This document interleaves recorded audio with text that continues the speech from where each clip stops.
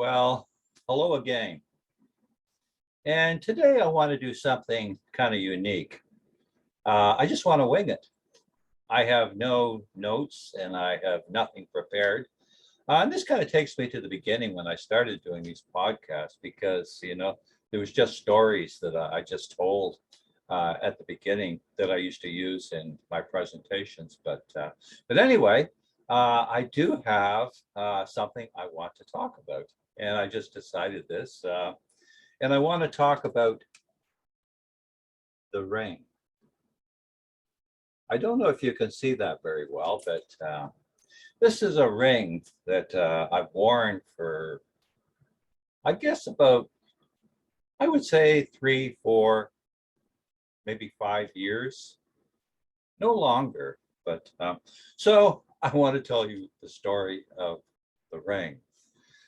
Now, the story begins when I was a kid growing up, and like so many of us, the root of our addiction, our alcoholism, our codependency came when we were just a little kid growing up and we were shamed and we were traumatized.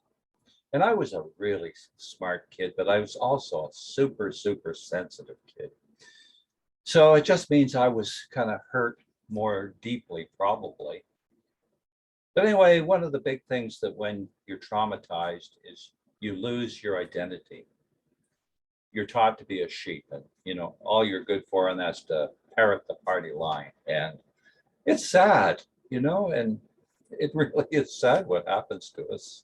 But that is the essence of our addiction. And as we grow up, we just become people pleasers, and we're just trying to survive this insane world that we're living in. But the only thing that makes us feel kind of like normal is when we start using. In my case, it was alcohol. That's how I want to feel. That's why can't I always feel like that? So anyway, that's the essence of our addiction. And our addiction, basically, we're just trying to solve a problem because nobody else has the answers. So anyway, but there's another part to what happens to us, and we become codependent. We get our identity by being attached to other people. And that's where we get our self-esteem, and that's where we get our sense of worth. And that's what happened to me, because I was an alcoholic. Well, I am an alcoholic. I guess I always will be. I always have to be vigilant. But I haven't drank for a long time. But when I gave up drinking, I turned to another crutch, which was codependency. And I got my sense of worth by being married to a beautiful woman who, and we just got along so well. And our life was beautiful for 21 years. And it was a beautiful thing. It was kind of a time of great peace. And but what I didn't realize that as time went by, I was becoming more and more codependent. In other words, getting my sense of purpose from another person, basically. And I had no idea. Didn't even know what the word codependency meant. Hadn't even heard of it, I don't think. But anyway, when that relationship ended, and it ended really suddenly, all of a sudden, I crashed. Like 6 months later, I crashed. And what really happens, now I'm able to connect the dots, what really happens was I started to realize that my whole sense of being, my whole purpose had crashed. And there was no longer a sense, it was like I was alone. It was like I was naked. It was like I had nothing left, like everything was gone because my sense of purpose was gone. And here I stood alone, naked, without a sense of purpose. And so I went through depression and anxiety. And how does that look? Classical depression, anxiety. You don't even want to get up out of bed in the morning because you have no purpose. You have nothing to do. And all the things that you love, like gardening, like reading books, like photography, like taking walks, like exploring, like all those just died. Couldn't give a rat's ass, couldn't give a fuck about anything. when you woke up, you just had no identity, no purpose, no desire to live. And that's where I ended up. And I've ended up like that twice in my life. And no matter who I talked to, no matter where I went, nobody was going to give me the answers or explain what happened. But fortunately, I kept going. I never gave up.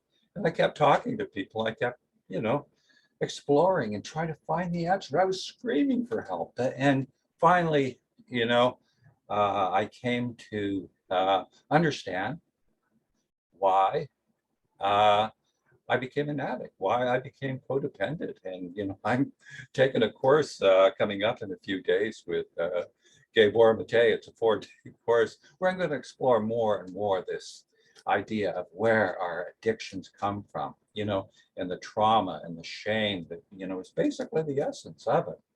So anyway, okay, now where does that bring me? How does that tie in with the ring? Okay, well, there I was, without any purpose, no reason to live.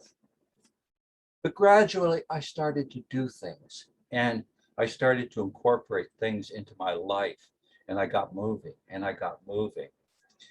And it was a beautiful part of my life, it really was. And it still is. It gets better all the time. But anyway, at one point, I started to realize that,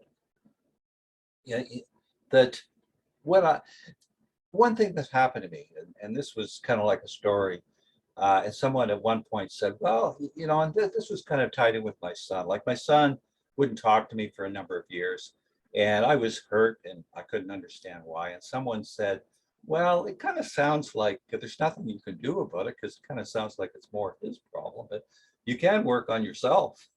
And a kind of a light went on.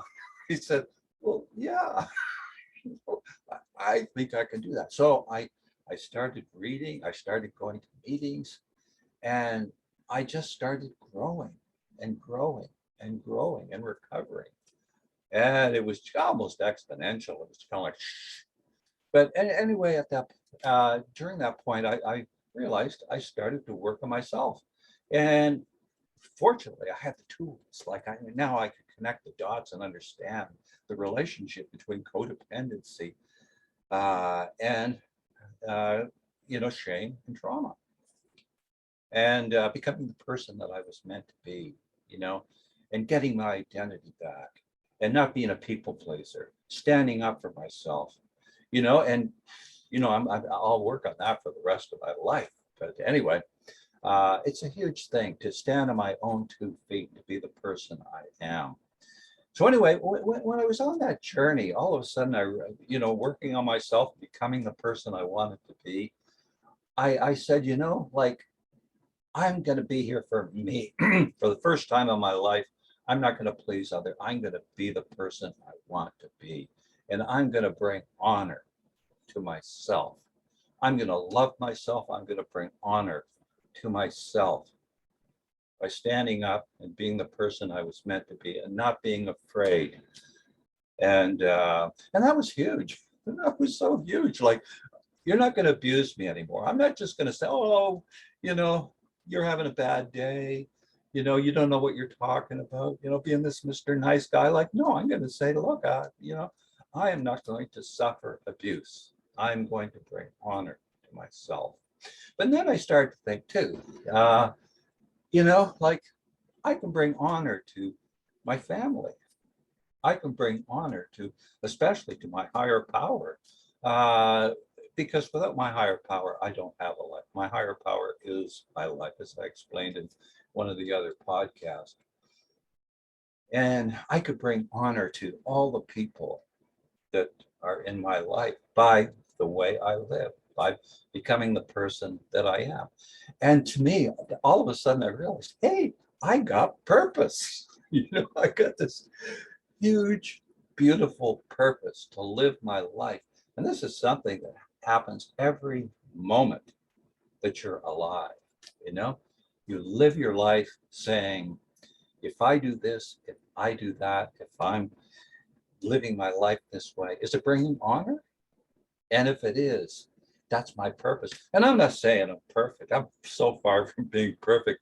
And not, I'm going to make mistakes. I make more mistakes, I think, than anybody. But I mean, you pick yourself up, you say, okay, well, I made a mistake. I'm wrong. What do I do this moment? What's the best thing to do? And living that your life that way, you're an example to other people, because we're all human, we all make mistakes. So anyway, and I kind of thought of, at the time when I was thinking this, when I went out and bought the ring, I was thinking of The Godfather, believe it or not, because if you saw the movie, there was one scene where Michael Corleone, they'd gone to Vegas, and his brother had kind of stood up for the guys that were running Las Vegas. And after, Michael said, never take sides with someone outside of the family when we're in public, you know? And I just remember that because there was an honor, even though these guys were criminals, but there was an honor that you honored the family, you know? And that's kind of like the concept I had in mind, was bringing honor. And one thing that I just thought about over the last few weeks, I had a really good friend. His name was Doug Ferguson, and he passed away. And a few weeks ago, we had a tree planting for Doug. And it was an emotional time. And there was about 20 of us that gathered by this tree that we had planted, kind of as in memory of Doug. It was, but anyway, I kind of said a few words because Doug was there for me when I was going through the valley of the shadow of death. And he was always there for me. And when I was getting better, he just overflowed with this joy. He was so happy for me, and he was like a rock. So anyway, and as I was driving home, I kind of thought, my purpose too is to bring honor to the memory of Doug. And his memory is alive within me because I want to bring honor to my friend and all that he did for me. And I live my life thinking about Doug and trying to be there to bring honor to him and to his memory. He helped me. I'm doing well, and I want to live my life to help the other guy and to bring honor. So anyway, this ring, and I'll just show it to you one more time. I never take it off.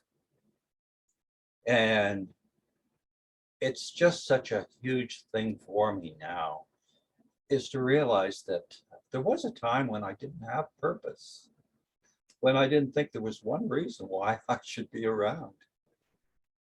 But now, and I just want to mention this, that this is something that nobody taught me, and I've never heard anybody else express anything like this. So it's kind of something that evolved with me because what I've been through. But it's such a beautiful thing for me, and it gives me such purpose. It's just beautiful. Like no matter what happens, because we're living in very, very dangerous times right now. And the future is so questionable. It really is. But anyway, that there's just one thing that will be solid, and that's I want to live to bring honor both to myself and to my family and to all those people that are in my life and to the memory of my good friend, Doug Ferguson. So anyway, that's the podcast for today. And this has been so spontaneous. I kind of like doing this even better than having a few notes and things like that I normally have, and a few books that I read from. But anyway, this is my story. And if it kind of inspires you, that's great, because that's basically all I do these podcasts. I want to inspire other people to become the people they were meant to be and to tell my story. So hopefully it can help you. So anyway, this has been great sharing this, and we'll see you next time.